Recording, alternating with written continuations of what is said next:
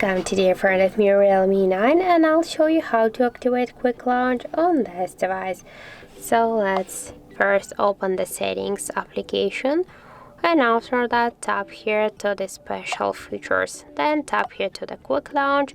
And now just to activate it, we should click here once on this switcher, then just tap here to add a fingerprint if you have not set up the fingerprint to your device scanner. After that, let's just place our finger here to the sensor.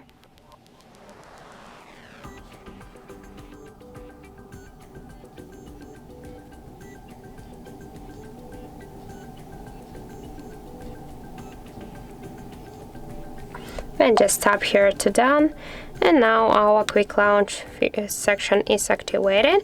And now just to use the quick launch, we should touch and hold our fingerprint sensor, and then with our I'll show you just this. So just place your finger here to the fingerprint scanner, and after that just lift it here.